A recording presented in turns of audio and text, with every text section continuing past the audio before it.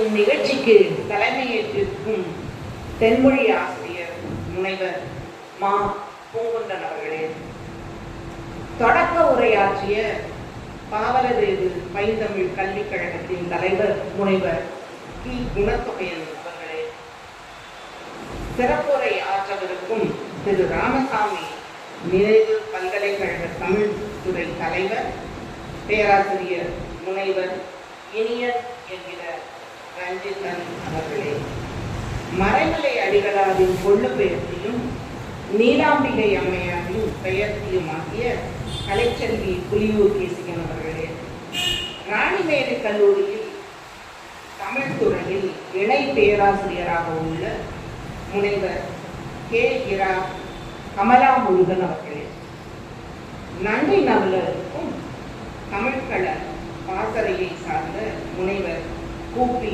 ஏந்திழை அவர்களே, இங்கு குழுமியுள்ள தனித்தமிழ் அன்பர்களே, தமிழ் அறிஞர்களே, தமிழ் ஆர்வலர்களே, அனைவருக்கும் என் வாழ்த்துக்களை தெரிவித்துக் கொள்கிறேன்.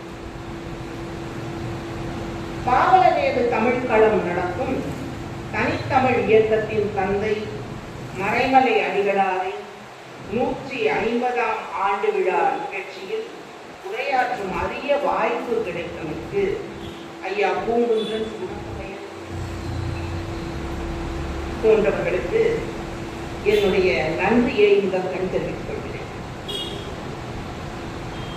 தமிழ் எழுத்து பேச்சு இரண்டுமே மணி பிரவாள முறையில் தான் ஒரு காலத்துல நமக்கு சங்க காலம் அதெல்லாம் கலைத்தமிழ் இருந்தது என்று தெரியும். பிற்காலத்துல மணி பிரவாள முறையில தான் எழுத்தும் இருக்கும். அதை ஒரு வாக்கியத்தை எடுத்துக்கொண்டால் அதுல ஒரு சொல் தான் தமிழ். இப்ப ஐயா சொன்னாங்கல்ல, கட் பண்றேன், ரீட் பண்றேன் அப்படின்லாம், அப்படி பண்ணித்தமிழ் தான் அது பேர். பண்ணித்தமிழ் பண்ணி பண்ணி மட்டும்தான் தமிழ் இருக்கும். அல்ல, மற்றதெல்லாம் வடமொழி சொல்லாகும், இல்லை ஆங்கிலம் கலந்து இருக்கும். இப்படி அந்த இருந்த நடையை தூய தமிழாக மாற்றுவதற்கு கரணியமாக இருந்தவர் மறைமலை அடிகளும் அவர் வழித்தோன்றல். தனித்தமிழ் இயக்கம் தொடங்கியவர் ஐயா மறைமலை அடிகள் அவர்கள். தம்முடைய பெயராகிய சுவாமி வேதாச்சலம் என்ற பெயரை மறைமலை அடிகள் என்று மாற்றிக்கொண்டார். அவரை தொடர்ந்து தமிழர்கள் பலரும் தம் பெயர்களை மாற்றிக்கொண்டார்கள். திராவிடர் கழகமும் திராவிட முன்னேற்ற கழகமும் அதற்கு முழுமையாக உதவின என்றுதான் கூற வேண்டும். அப்பா நன்னன் அவர்கள் அண்ணாமலை பல்கலைக்கழகத்திலே படித்துக் கொண்டிருந்தார்கள். புலவர வகுப்பிலே படித்தாங்க. அப்ப நாவலர், பேராசிரியர், செழியன் போன்றவர்கள்லாம் அப்பாவோட அங்க படித்துக் கொண்டிருந்தார்கள். அவர்கள் எல்லாம் இளங்கலை தமிழ் அப்படி படித்து, அப்பா மட்டும்தான் புலவர் படித்திருந்தாங்க. அப்போ அங்க பேசுவதற்கு பெரியார் வந்திருக்கிறார், அண்ணா வந்திருக்கிறார். அதெல்லாம் கேட்டு இவங்களுடைய அந்த இயக்கத்தின் மேல ஈர்ப்பு ஏற்படுத்துகிறவர்கள். ஒரு முறை மறைமலை அடிகளாரும் பேசுவதற்கு வந்திருக்கிறார்.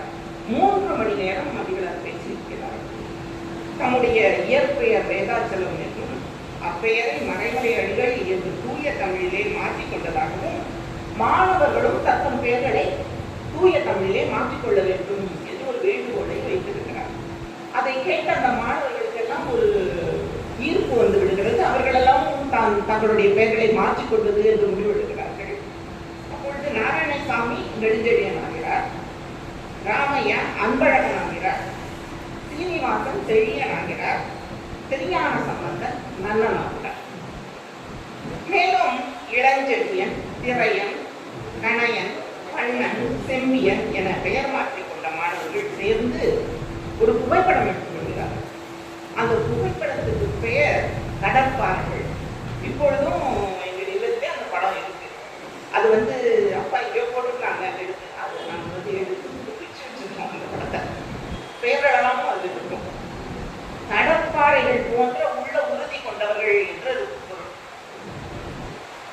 இப்படி ஆயிரக்கணக்கான மக்கள் தங்களுடைய பெயர்களை மாற்றிக்கொண்டார்கள். ஆனால் இன்றைய நிலை என்ன?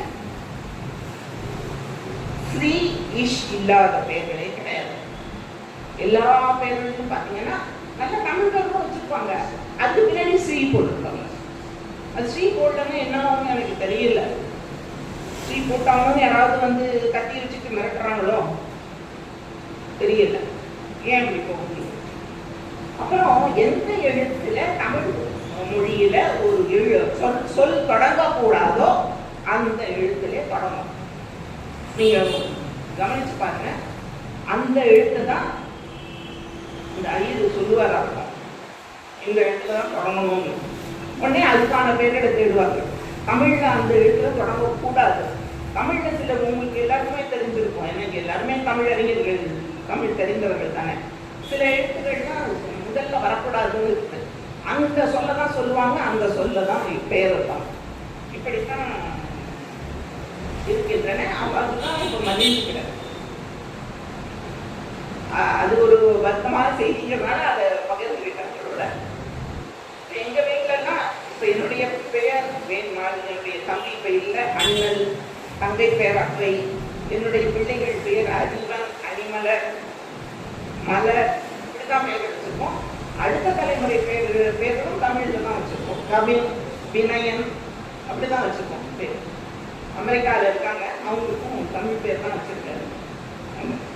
அப்படிதான் நாங்கள் வந்து அந்த பெயர் தமிழ் பெயர் வைக்க வேண்டும் என்பதில் உறுதியாக இருக்கிறோம். நம்ம தமிழ்னு தமிழன்னு சொல்லிக்கிறது தான் நம்மளுடைய அடையாளம். இல்லைன்னா என்னன்னு சொல்லிப்பீங்க? நீங்க யாருன்னு கேட்டீங்கன்னா என்னன்னு சொல்லுவீங்க? தமிழன்னு சொல்லலாம். என்னன்னு சொல்லிக்க முடியும்? நம்மளுடைய அடையாளம் தமிழன் என்பது தான். தமிழ் வாழ்ந்தால் தான் தமிழன் வாழ முடியும். அதை முதலிலே உணர்ந்து கொள்ளும். இது வந்து அப்புறம் இன்னொரு செய்தி. அப்பா நன்னன் அவர்கள் கோவை அரசு கலைக்கல்லூரியிலே பணியாற்றி இருக்கிறாங்க. அந்த உயர்நிலை பள்ளியில, கல்லூரியில உயர்நிலை பள்ளியிலே பணியாற்றி இருக்கிறாங்க. அப்ப தமிழாசிரியராக அவங்க பணியாற்றி கொண்டிருக்கும் போது ஜிடி நாயுடு போன்ற பெருமக்களோட எல்லாம் தொடர்பு இருக்கிறது. அவ்வளவு உயர்ந்த நிலையில தான் இருக்கிறாங்க. அப்போ ஒரு சொற்போர் நடக்கிறது. அது வந்து மறைமலை அடிகளாரோட தலைமையிலே நடக்கிற சொற்போர். அந்த சொற்போரிலே மருத்துவர் சுப்பிரமணியனார் என்பவர் அப்பாவுடன் சொற்போர் கொடுக்கிறார். அவர் எப்படி என்ன பற்றி பேசுகிறார் என்றால், சைவ சித்தாந்தி அவர் வந்து மதம், கடவுள் ஆகியவற்றை ஆதரித்து பேசுறாங்க. அப்பா புலவர் நன்னன் அவர்கள் என்னத்தை பத்தி பேசுறாங்கன்னா, அவங்க வந்து பகுத்தறிவாதி போது அவர் வந்து அதெல்லாம் மறுத்து பேசுறாங்க. கடவுள், மதம் பற்றி எல்லாம் மறுத்து பேசுறாங்க. இளைஞர் அவர் வந்து ஒரு 45 வயது உடைய அகவையுடைய ஒரு மனிதர். அவருக்கு வந்து அந்த பேசும்போது அவரால் பேச முடியல. அப்பா நன்னன் அவர்கள் இளமையோடு மதம், கடவுள் எல்லாத்தையும் எடுத்து வாங்குறாங்க. அப்போ இறுதியிலே அடிகளார் வந்து அதுக்கு தீர்ப்பு சொல்றாரு. அப்ப தீர்ப்பு சொல்லும்போது அடிகளார் வந்து சொல்றாரு, புராணங்களையும் மூட நம்பிக்கைகளையும் நன்னன் அவர்கள் பகர்ந்திருக்கிறார். இந்த புராணங்கள், மூட நம்பிக்கைகள்லாம் எதனால ஏற்பட்டதுன்னா ஆரியத்தோட வரவால் தான் ஏற்பட்டது. அதனாலதான் திருஞான சம்பந்தன், அதாவது நன்னன் போன்ற இளைஞர்கள் இப்படி பேசுகிறார்கள் என்று கூறி, அதனிடையிலேயும் பெரிய புராணம் என்பதே தக்கதற்கு என்றும் அது திருத்தொண்டர் வரலாறே ஆகும் என்றும் கூறி அப்பா நன்னன் அவர்களை பாராட்டுகிறார்கள். அப்புறம் ஒரு முறை வந்து அண்ணாமலை பல்கலைக்கழகத்துல மறைமலை அடிகளார் பேசுவதற்கு மாணவர்கள் எல்லாம் அழைக்கிறார். அவர்கள் பேசி முடித்ததும் அவருக்கு தொகை கொடுக்கணும் இல்லையா? அந்த தொகையை மாணவர்கள்லாம் ஒரு முடிப்பு போல கொண்டு போய் கொடுக்குறாரு. அப்பொழுது அது வந்து எல்லாமே சில்லறை காசுகளாக இருக்கின்றன. அவருக்கு சினம் வந்துடுது, என்ன இது சில்லறை காசா கொடுக்குறீங்க அப்படின்னு தூக்கி போடுறாரு. உடனே பேராசிரியர் போய் கிட்டக்க சொல்றதுக்கெல்லாம் மாணவர்கள் வந்து அவங்க 1 ரூபாய் 2 ரூபாய் அப்படி போட்டு அந்த பண தொகையை உங்களுக்கு கொடுக்கிறார்கள் என்று சொன்ன உடனே மகிழ்ச்சியோடு அவ்வளவையும் எடுத்து அவர் வந்து எடுத்துக்கொள்கிறார். இப்படி அடிகளார் பற்றி அப்பா சொன்னது இன்னும் அவற்றையும் உங்களோடு பகிர்ந்து கொள்ளுகிறேன். நேரம்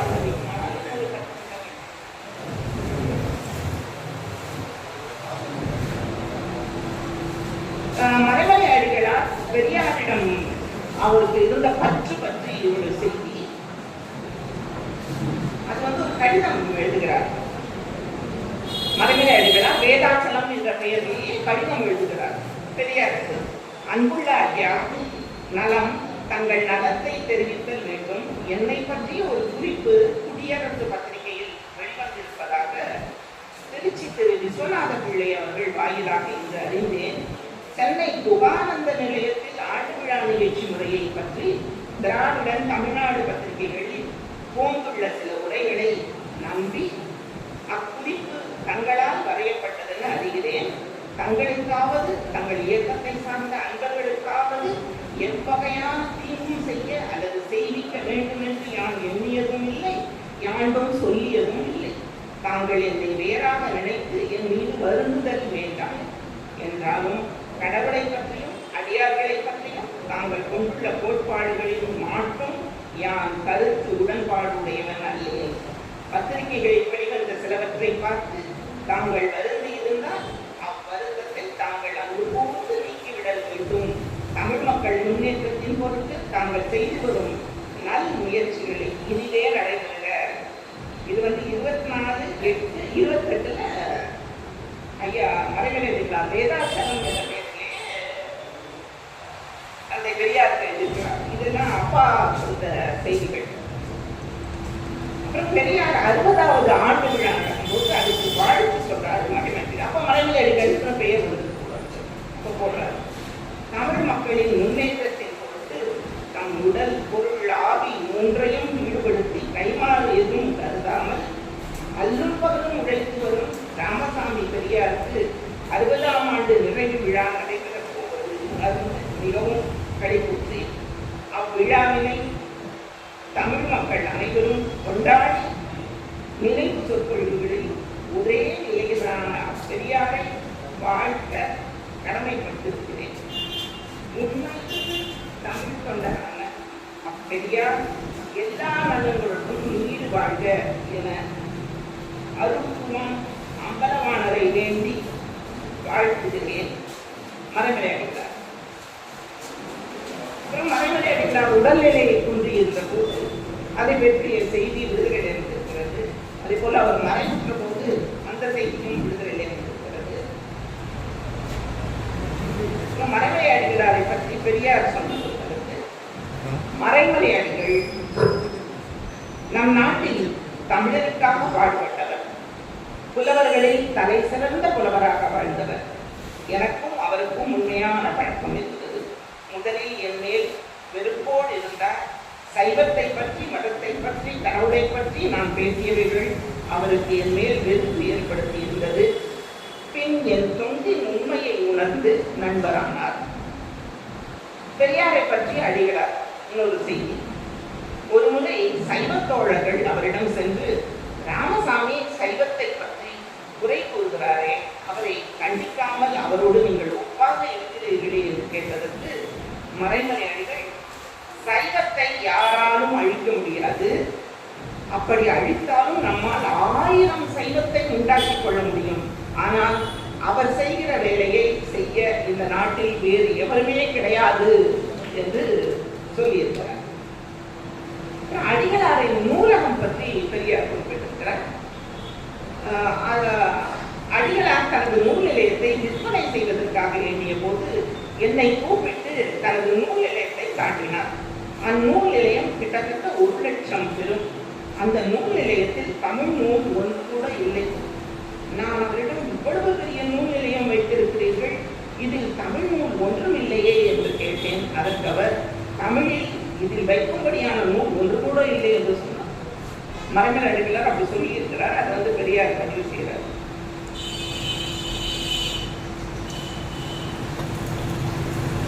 விராலிமலை உயர்நிலை பள்ளி சார்பில் நடந்த மறைமலை அடிகளாரின் படத்திறப்பு நிகழ்ச்சி 71. இன்று அவர் இருந்திருந்தால் நம்மோடு சேர்ந்து பிரச்சாரம் செய்வார். அவர் நடுநிலையாளர், நிறைந்த ஆராய்ச்சியாளர் ஆவார். அவரது உருவப்படத்தினை திறந்து வைப்பது மிகவும் பொருத்தமானதும் பாராட்டுக்குரியதும் ஆகும். இந்த பெருமையினை எனக்கு அளித்தமைக்கு நன்றி தெரிவித்துக் கொள்கிறேன் என்று பெரியார் சொல்லியிருந்தார். அப்போ இறுதியாக அப்பா நன்னன் அவர்கள் மரபினடிகளாரின் அந்த தமிழை தமிழாப்போம் அந்த கருத்துல எப்படி செஞ்சிருக்காங்கன்றத நான் உங்களோட பகிர்ந்து கொடுக்கிறேன். அதுல சமஸ்கிருதம் பத்தி முதல்ல எழுதுறாங்க. முரசொலியில் எழுதின கட்டுரையிலிருந்து எழுதுவாங்க. முரசொலி மலர்ல சமஸ்கிருதம் எனப்படும் வடமொழி செத்த மொழியாக மாறியதற்கு காரணம் என்ன தெரியுமா? அம்மொழிக்குரியவர்கள் அதனை புறக்கணித்ததுதான். கல்யாணம் கருமாதி போன்றவற்றில் மந்திரம் சொல்லி பிழைப்பதற்கு மட்டுமே அதை பயன்படுத்தியதோடு சரி, தாமும் அதனை பேசுவதில்லை, பிற வகையில் ஆழ்வதும் இல்லை, அதை முறையாக கற்பதும் இல்லை, பிறரை கற்க விடுவதும் இல்லை என்றாகி அதனை ஒரு வழியாக சாகடித்து விட்டார்கள். ஆனால் அவர்கள் வாழ்வுக்கு அது தேவைப்படுவதால் அதனை ஒரு வினாமொழியாக வைத்திருக்க விரும்பி அதனை மேற்சொன்னவாறு மட்டும் பயன்படுத்தி தொடங்கினர். அது பிணமொழி மட்டுமென்று தனித்து இயங்கவோ பிழைத்திருக்கவோ முடியாத மொழியாகவும் ஆக்கப்பட்டு விட்டது. பிற மொழிகளின் மேல் ஏறியோ பிற மொழிகளில் ஊடுருவியோ கரந்துரை மொழியாக ஆகிவிட்டது. அது இந்தியாவில் உள்ள தமிழ் தவிர்த்த பிற எல்லா மொழிகளிலும் வேரை இறக்கி கொண்டு அது வாழ்கிறது. தமிழிலும் அது தன் வேரை பாய்ச்சி வாழ தலைப்பட்டதும் உண்டு. சைவ நாயன்மார்களும் வைணவ ஆழ்வார்களும் செய்த பக்தி இயக்கம் என்னும் இயக்கத்தால் அம்முயற்சி ஓரளவு சமஸ்கிருத கலப்பு தளர்ந்துவிட்டது. அவர்களை தொடர்ந்து மறைமலை அடிகளார், பாவாணர் போன்றோரின் தனித்தமிழ் இயக்கத்தால் அது பெருமளவு தடுத்து நிறுத்தப்பட்டுள்ளது. இவற்றால் பிற மரங்களில் வேறிறங்கி வாழும் புல்லுருவி போல் இன்று வடமொழி ஒரு வகை வாழ்வை வாழ்ந்து கொண்டுள்ளது. அது போன்ற மற்றொரு வகை புல்லுருவி மொழியாக தமிழை ஆக்கும் முயற்சி மிக மிக பேரளவு நடைபெற்றுக் கொண்டிருக்கிறது. புற்றுநோய் வளர்ந்து முற்றி அந்நோய் கொண்டாரை அழித்துக் கொண்டிருப்பதே தெரியாதாமே, அது போன்றதொரு புற்றுநோய்க்கு தமிழ் ஆட்பட்டு இருக்கிறது. கல்லா தமிழரோ, தமிழ் மட்டும் கற்ற தமிழரோ, தமிழ் அறிஞரோ இந்நோய்க்கு உதவ இயலாதது. இக்கொடு முயற்சிக்கு முழுமுதற் காரணங்களாக இருந்து அத்திருப்பணியை செம்மையாகவும் வன்மையாகவும் செய்து கொண்டிருப்போர் ஆங்கிலம் அறிந்த நற்றமிழ் அறிஞர் பெருமக்கள் மட்டுமே அவர். வீட்டுக்குரியோரே, வீட்டின் காவலர்களே, வீட்டுக்குள்ளிருந்து வீட்டுக்கூரையில் வைக்கும் கொள்ளி போல் இப்பொல்லாங்கு நடைபெற்றுக் கொண்டிருக்கிறது. இத்தகைய அறிஞர்கள் மிகுந்து விட்டனர். அவர்களின் தமிழ் புலமையோ தமிழ் பற்றோ அவர்களின் நோக்கத்திலோ எமக்கு கடியும் கால் கொண்ட அளவும் ஐயமில்லை. ஆனாலும் இப்பொல்லாங்கு நடந்து கொண்டிருக்கிறது. யார் வைத்த கொள்ளையோ வீடு என்று கணிந்து என்று உலக மொழிகளின் வரலாற்றில் தமிழின் நிலை குறிக்கப்படும் காலம் விரைந்து வந்து கொண்டிருக்கிறது. ஆங்கிலம் கலக்காமல் பேசுவோரும் எழுதுவோரும் மடமடவென்று குறைந்து கொண்டு வருகின்றனர். அங்கிங்கனாதபடி எங்கும் ஆங்கில கலப்பு மீதூர்ந்து பெருகிக் கொண்டுள்ளது. வடமொழியாவது யாராவது படித்தவர்கள் அவங்க தான் பேசுவாங்க. ஆனா ஆங்கிலம் இப்போ இருக்கிற சிற்றூர்கள்ல கூட கலந்துச்சு. சிற்றூர் மக்களும் பேச தொடங்கி விட்டார்கள். அவங்க இப்படிதான் பேசணும் போல இருக்கு. நீங்க கடையில போய் கேட்கும்போது ஆங்கிலத்துல கேட்டா அவங்க இப்படிதான் பேசணும் போல இருக்கு அப்படின்னு அவங்க சொல்றாங்க. இப்போ வெண்டைக்கான்னு சொன்னா அவங்க வெண்டைக்கான், நீங்க லேடிஸ் இங்க இருக்கா அப்படின்னு கேட்டீங்கன்னா அவங்களுக்கு சொல்லணும் போல இருக்கு. அப்பதான் வாங்குவாங்க அவங்க சொல்லுவாங்க. ஆங்கிலத்துல இப்படிதான் பறந்து சிற்றூர்கள்லயும் அந்த நிலைமை வந்து கொண்டிருக்கு. இதனால அந்த அந்த தமிழ் மொழியை நாம் மீட்டெடுக்க வேண்டும் என்றால் குழந்தைகளுக்கு தமிழ் பெயர் வைக்க வேண்டும். முதல் அது உறுதியா இருக்கணும். அந்த நம்மளுடைய நிறுவனங்களுடைய அதுக்கு தமிழ் பெயர் வைக்க வேண்டும். அதெல்லாம் சிறப்பாக நாம் செய்ய வேண்டும். மேலும் இந்த அடிகளாரின் அடி ஒற்றி தமிழை தமிழாக்குவோம் என்ற தேர்வு 23 ஆண்டுகளாக நடக்கும். இந்த ஆண்டு 23ஆம் ஆண்டு. எந்தெந்த பள்ளிகள் விருப்பப்படுகிறார்களோ அவர்கள் இதில் இணைந்து கொள்ளலாம். இந்த அப்பா இருக்கும்போது 10 பள்ளிகள் அதில் இணைந்திருந்தாங்க. ஒரு குடும்பம் இவ்வளோதான் இருக்கும். அதில் வந்து தமிழ் அப்பா எழுதின தமிழ் சொற்கள் விளக்கங்கள் அதெல்லாம் இருக்கும். அது வந்து 20 ரூபாய் தான் அதோட விலை. அந்த புத்தகத்தை படித்து அதில் தேர்வு வினாத்தாளுக்கு நாங்கள் அனுப்பிவிடுவோம். அந்த தேர்வு வந்து பள்ளிகளில் நடத்த வேண்டும். அதை மதிப்பீடு செய்யணும். அந்த பள்ளி ஆசிரியர்களே மதிப்பீடு செய்யலாம். மதிப்பீடு செய்து எங்களுக்கு அனுப்பிவிட்டால் ஒவ்வொரு பள்ளிக்கும் 6லிருந்து 8 வரை ஒரு பரிசு, அதே போல் 9லிருந்து 12 வரை ஒரு பரிசு என்று 10,000 20,000 ரூபாய் ஒவ்வொரு பள்ளிக்கும் ஆண்டுதோறும் தந்துவிட்டு. ஆனால் பள்ளிகள் வந்து முன் வர மாட்டேங்கிறாங்க அதை நடத்துவதற்கு. இதில் உங்களுக்கு தெரிந்த பள்ளிகள் இருந்தால் ஏதாவது இருந்தால் நீங்கள் வந்து அதில் இணைத்துக் கொள்ளலாம். இந்த ஆண்டு 4 பள்ளிகளுக்கு பரிசு தருகிறோம். அடுத்த ஆண்டு சில வருகிறேன் என்று சொல்கிறார்கள். நாங்கள் பரிசு கொடுக்கிறோம் என்றோம். ஆனால் அவங்க வந்து வருவதற்கு விருப்பம் இல்லை. ஏன்னா அது ஒரு பணிச்சுமையாக நினைக்கிறாங்க. உங்களுக்கு ஆசிரியர்கள் இடைக்கால இருக்கணும், நான் இருக்கணும் அப்படின்னு நினைக்கிறாங்களா என்னன்னு தெரியல. அப்படி இருக்குது. யாரெல்லாம் விருப்பம் இருக்கிறதோ எங்களோடு தொடர்பு கொள்ளலாம். இப்படித்தான் அப்பா வந்து தமிழை தமிழாக்க வேண்டும் என்ற பெரும் முயற்சி செய்தார்கள். அதை தொடர்ந்து நாங்கள் துணை செய்து அதை வந்து நம்ம சிறப்பாக செஞ்சாலே தமிழ் வாழும். அந்த தமிழை தமிழாக்குவோம் அந்த திட்டம் வெற்றி பெற்றால் தமிழ் உறுதியாக வாழும் என்று கூறி என்னுடைய உரையை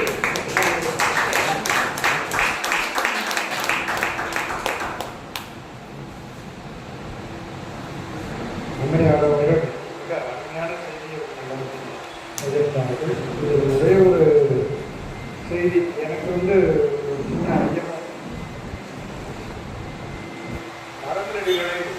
அடிகளாரை அண்ணாமலை பல்கலைக்கழகத்தில் இருக்கும்பொழுது கண்ணனையா மாணவராக இருக்கிற பொழுது அவர்களை அண்ணா பெரியாரெல்லாம் வந்த பொழுது அடிகளாரையும் அழைக்கிறாங்க. அழைக்கிற பொழுது அவங்க வந்து மரநடிகள் எளிதாக வந்துட மாட்டாங்க.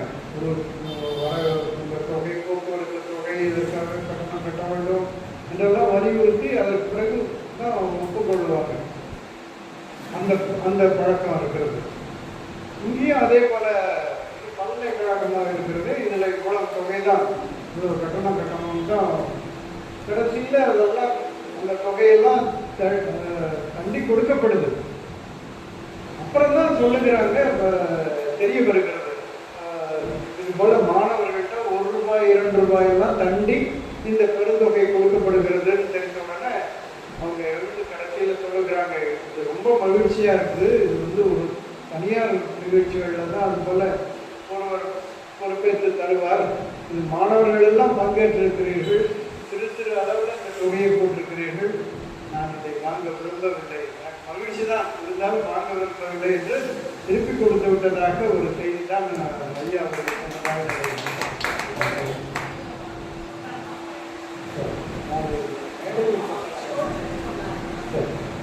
அது